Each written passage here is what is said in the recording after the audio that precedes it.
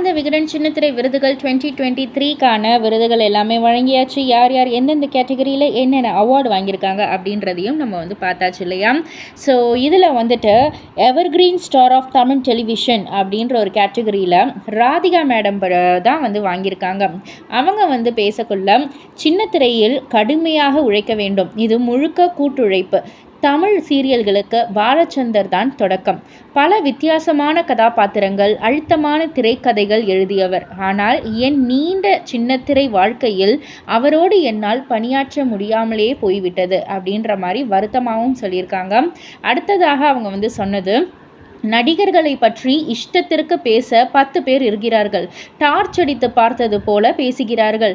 அசிங்கமாகவும் கீழ்த்தரமாகவும் பேசும் இந்த புழுக்கள் அவதூறு பேசியே சம்பாதிக்கிறார்கள்.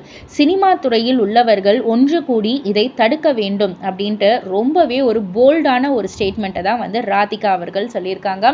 இது நிஜமாலுமே ரொம்ப ரொம்ப உண்மைதான். இப்போது பலரும் வந்து இது ஒரு வேலையாகவே பல சேனலில் வந்து இன்டர்வியூ மாதிரிலாம் கொடுத்துக்கிட்டு இருக்காங்க. உங்களுக்கே தெரியும் யார் யார் என்னென்ன சொல்லிக்கிட்டு இருக்காங்க அப்படின்னு சொல்கிறது.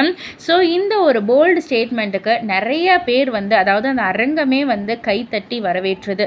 ஸோ இதை பற்றி நீங்கள் என்ன நினைக்கிறீங்க, உங்களுடைய கருத்து என்ன அப்படின்றத கீழே உள்ள கமெண்ட் பாக்ஸில் குறிப்பிட்டு சொல்லுங்கள்.